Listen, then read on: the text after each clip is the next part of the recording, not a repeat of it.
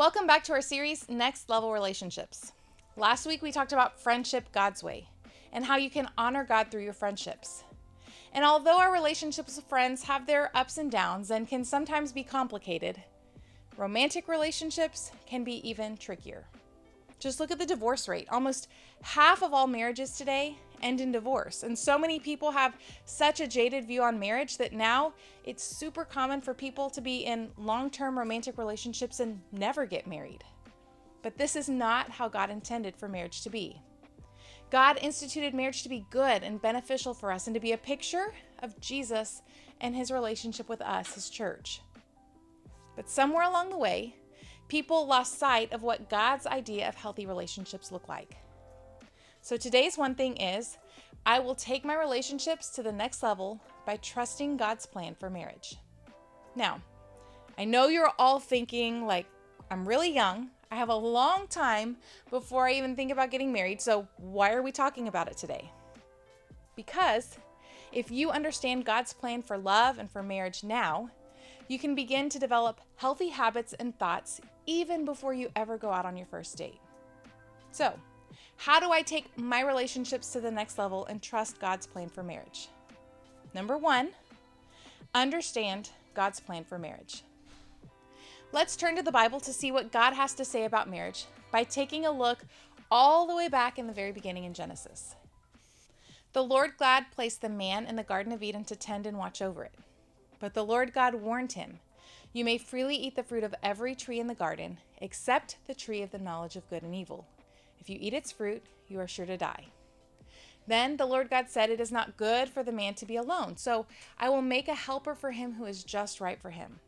So the Lord God formed from the ground all the wild animals and all the birds of the sky, and he brought them to the man to see what he would call them. And the man chose a name for each one.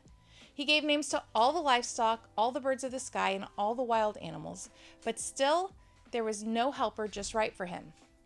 So the Lord God caused the man to fall into a deep sleep, and while the man slept, the Lord God took out one of the man's ribs and closed up the opening. Then the Lord God made a woman from the rib, and he brought her to the man. "At last," the man exclaimed, "this one is bone from my bone and flesh from my flesh. She will be called woman because she was taken from man." This explains why a man leaves his father and mother and is joined to his wife, and the two are united into one. Genesis 2:15 through 24. So from the very beginning, God created marriage, where one man and one woman are united as one to love one another and to help one another. Okay, so I know what some of you are thinking. Lots of men and women get married because they love each other, and half of them still end up getting divorced. So what's going on? Well, I'm glad you asked because that brings us to point number 2. Understand God's definition of love. You see, people have adopted a lot of wrong ideas about love. Love is not the passionate, lustful emotion that we hear about in songs. It's not the picture of selfishness and self-fulfillment that we see on screen and played out in real life all around us. Check out what God has to say about love.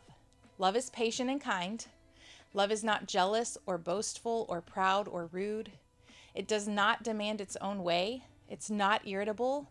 It keeps no record of being wronged. It does not rejoice about injustice, but rejoices whenever the truth wins out. Love never gives up, never loses faith, is always hopeful, and endures through every circumstance. 1 Corinthians 13:4 through 7. For us to take our relationships to the next level and really love someone like God is asking us to, we must choose to understand his plan for love and marriage and begin making choices now to love the people that God puts in our life with 1 Corinthians 13 kind of love. So this week, my challenge to you is to take a close look at your relationships with your family and friends and ask God to show you how you can love them more like 1 Corinthians 13.